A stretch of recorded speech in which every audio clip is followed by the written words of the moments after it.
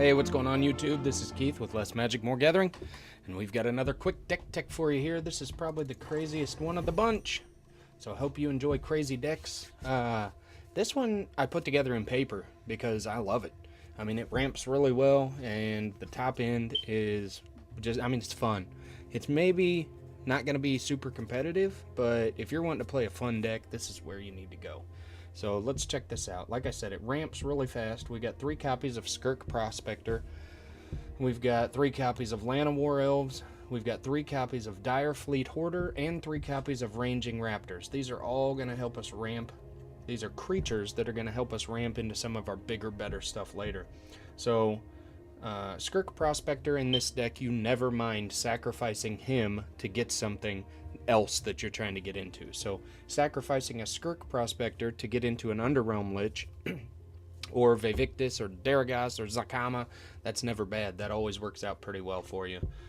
So he's good ramp. 1 drop, gets a body on the board. Maybe it'll get some removal out of your opponent's hand so that when they'll never see the big stuff coming later. And then obviously everybody knows Land of War Elves. I don't need to explain it. Taps gives you a green. Too easy. Dire Fleet Hoarder is a underutilized card, I think. It's a 2/1 body for 2, so that's fine. It's going to trade with some things in the early game. You usually want it to die, because then you get a treasure token that you can use to cast some of your bigger spells later. So getting a Dire Fleet Hoarder out there to trade with a little creature in the early game is good strategy. It'll usually work out pretty well for you. Ranging Raptors, you probably know what this card does, but anytime it's dealt damage, you get to go search for a land and put it into play tapped. So it's going to help you shuffle your deck. Sometimes you just need to get that shuffle on so you can get to some of the good stuff up top. But it's also going to let you get some lands, or they're going to have to kill it, you know. And you don't usually mind trading this or just blocking a bigger creature so that you can get a land. Even if it's going to die, it's usually worth it. Next, we've got 3 copies of Chromatic Lantern. We've got 4 colors in this deck that we need to be able to get out. And then once we get like a Zakama on the battlefield, it's good to have all your lands be able to tap for whatever color you want or need. Next, we've got Pirate's Pillage. This is another card that I feel like is underutilized. To cast it, you discard a card, and then you get to draw 2 cards and create 2 treasure tokens. So this is gonna, usually we're gonna pitch something like one of our Skirk Prospectors or a Ranging Raptor, you know, something like that. Get it in the graveyard, doesn't matter.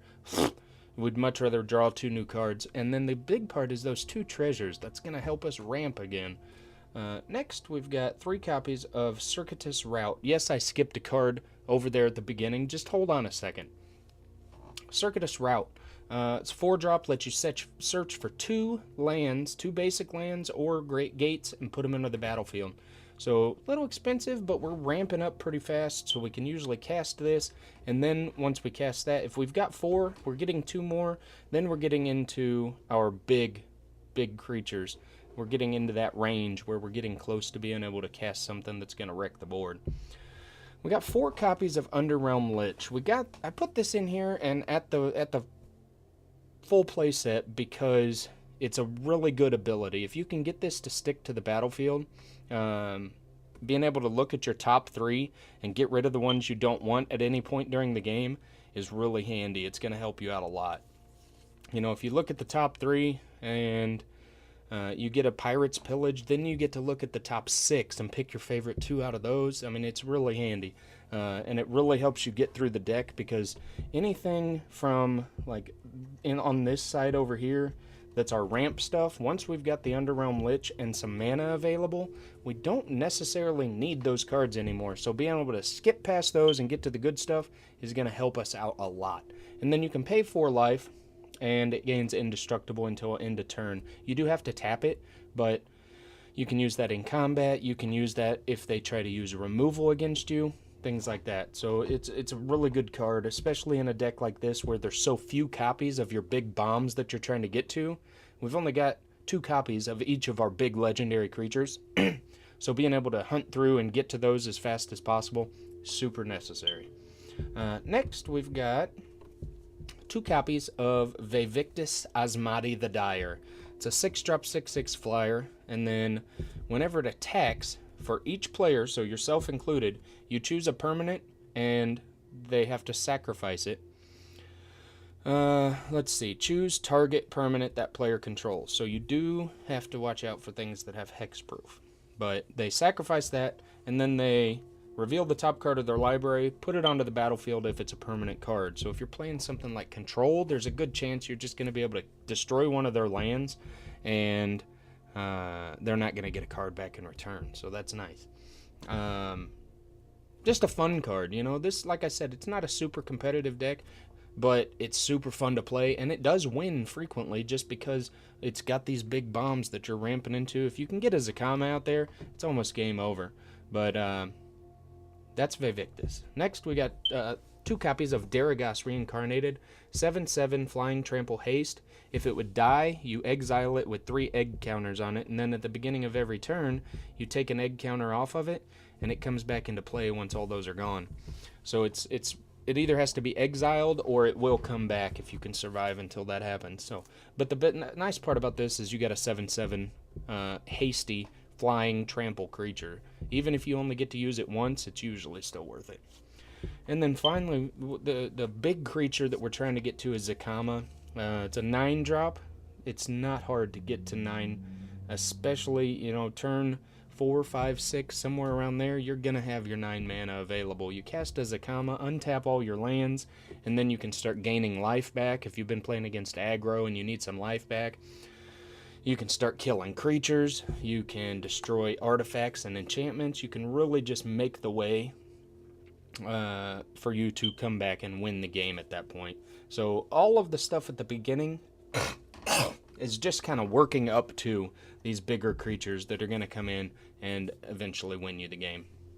Now, the one card that I did skip is the Banefire. Everybody knows Banefire. Deals X damage to any target. Can't be countered if it's 5 or more, and it can't be prevented. So if you either can't get to one of these, or if you've gotten to one of these and you've got your opponent pretty low and you've got all this mana that you don't know what to do with, you put it into a Banefire and just end the game that way. It usually comes kind of unexpected. You don't see it coming in a deck like this.